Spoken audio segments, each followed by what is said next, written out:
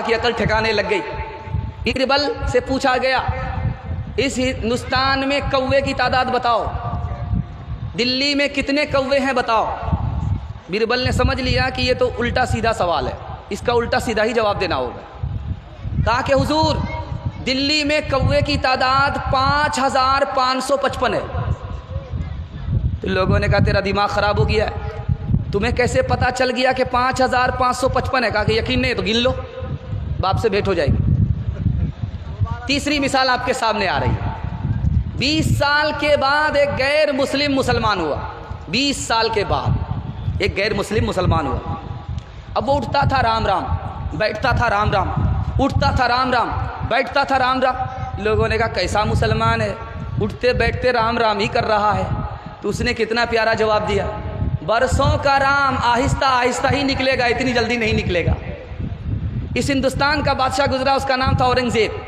दुआ कीजिए अल्लाह उनकी कब्र को नूर से भर दे। और हिंदुस्तान का नवाब था शिवाजी।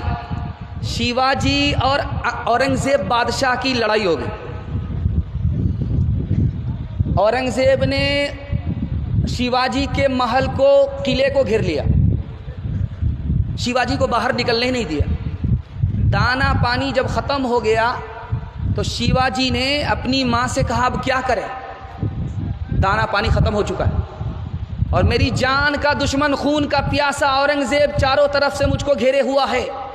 देखिए हिंदुस्तान कितना प्यारा, कितना खूबसूरत था। तारीख के हवाले से सुनाने के लिए जा रहा हूँ, इसको ध्यान से सुनिएगा, पयाम इंसानियत आप सुन रहे हैं। शिवाजी का राशन ख़त्म हो गया, दाना पानी ख़त्म हो चुका है, चारों तरफ से दुश्मन औरंगजेब के लश्कर ने घेर रखा है। तो माँ से पूछा कि करें क्या करें? कहा क्या करें, औरंगजेब से पूछ लो। कहा औरंगजेब तो मेरी जान का दुश्मन है। कहा जान का दुश्मन ज़रूर है लेकिन मुसलमान है, तुमको सही मशवरा देगा, गलत मशवरा नहीं देगा। माँ ने कहा है शिवाजी से कि बेटा राशन ख़त्म हो गया, किसी से पूछना नहीं, औरंगजेब से पूछो। तो शिवाजी ने कहा कि औरंगजेब से कैसे पूछें, वो तो मेरी जान का दुश्मन है, खून का प्यासा है। कहा ये ज़रूर है कि वो तुम्हारी जान का दुश्मन है लेकिन मुसलमान है, तुमको गलत मशवरा नहीं देगा, सही मशवरा देगा। अब शिवाजी ने औरंगजेब से कहा मेरा राशन ख़त्म हो गया। कहा क्या फ़र्क पड़ता है, जंग बंद कर लो 10 साल के लिए और राशन का इंतज़ाम कर लो, जब राशन का इंतज़ाम हो जाएगा तो फिर जंग शुरू कर देना। 10 साल के लिए शिवाजी को टाइम दे रहा है। कौन टाइम दे रहा है? औरंगजेब बादशाह कि 10 साल के लिए जंग बंद कर दो और इंतज़ाम कर लो, उसके बाद जंग करना। अब औरंगजेब से कहा कि 10 साल में तो वो मजबूत हो जाएगा, आपके ऊपर हमला करेगा। तो औरंगजेब का जवाब सुनिए, मेरे नबी ने अपने दुश्मन से 10 साल के लिए जंग बंद किया था, मैंने अपने नबी की सुन्नत पर अमल किया है, मुझे यकीन है कि जो सुन्नत पर अमल करेगा वही कामयाब होगा।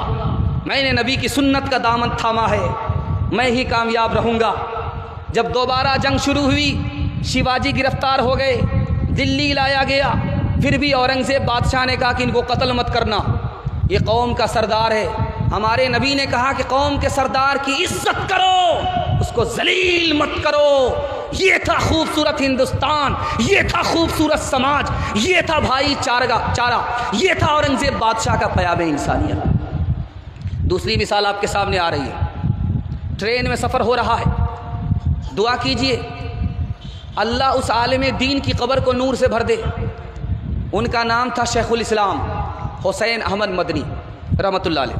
आप देखेंगे कभी कभी ट्रेन में पानी बंद हो जाता, जब पानी बंद हो जाता है तो जो पखाना है उसमें लोग पखाना करते जाते हैं, वो भरता जाता, वो बाहर निकलता नहीं है, ऊपर रहता।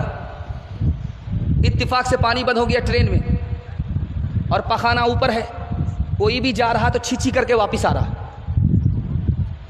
तो हिंदू पंडित जी थे, वो गए छींची करके वापस आ गए, अंदर गए नहीं, और गाली गलौज करने लगे कि देखिए ये क्या इंजन है, क्या ट्रेन है, क्या है, सरकार है, क्या है, कोई इंतज़ाम नहीं है। शेखुल इस्लाम मौलाना हुसैन अहमद मदनी रहमतुल्लाह अलैह सुन रहे थे, समझ में आ गया कि पखाना साफ़ नहीं है।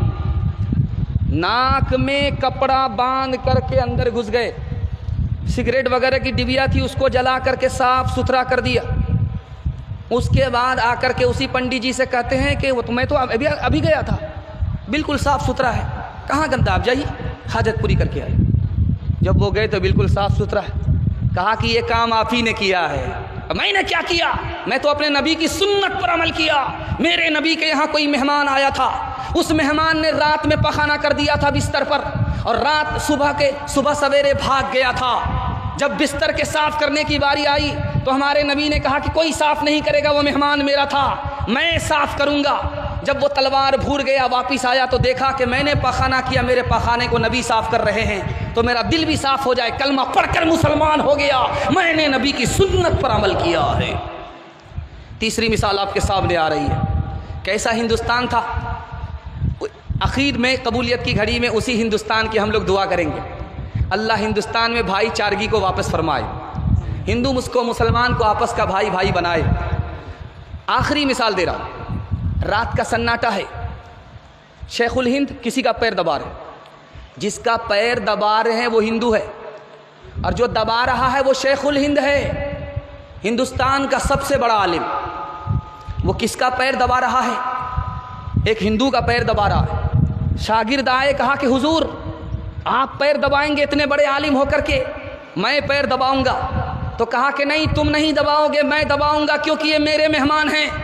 मेहमान की खिदमत नबी की सुन्नत है, नबी की सुन्नत पर अमल करता हूँ। ये नहीं देखता ये किस कौम का है, हमें तो अपने नबी की सुन्नत पर अमल करना है।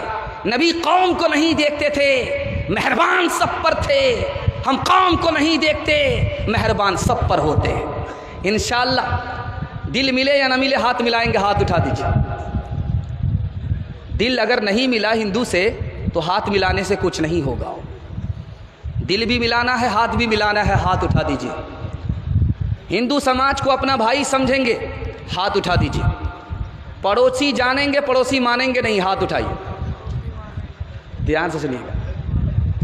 अफवाह थी के तबीयत खराब है, लोगों ने पूछ पूछ के बीमार कर दिया।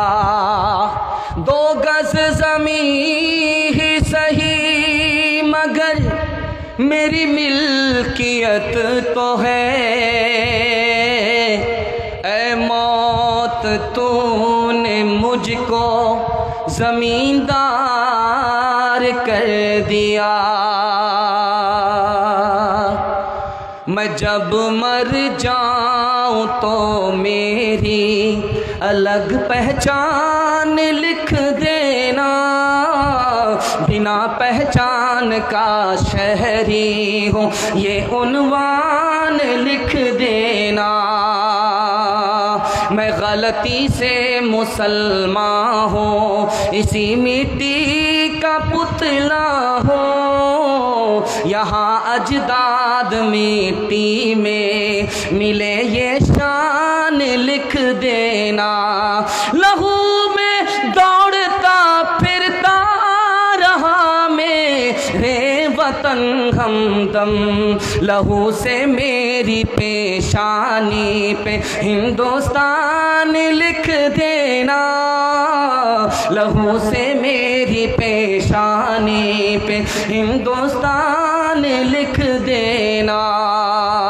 सारे जहां से अच्छा हिंदुस्तान हमारा, हम बुलबुले हैं इसकी ये गुलसिता हमारा। सारे जहां से अच्छा मजहब नहीं सिखाता, आपस में बैर रखना। हिंदी है हम, वतन है हिंदुस्तान हमारा। सारे जहां से अच्छा। पैगाम निकल गया, आखिरी पैगाम रह गया, 3 मिनट का है। इजाज़त देंगे तो सुनाऊंगा, इजाज़त है? दोनों हाथ उठा दीजिए इंशाअल्लाह। ध्यान से सुनिएगा। आज एक तूफ़ान खड़ा है, हर आदमी को मकान बनाने की फ़िक्र है। ज़िंदगी छोटी है, लेकिन वो प्लान क्या बनाता है? 50 साल का मकान होना चाहिए, 70 साल का मकान होना चाहिए।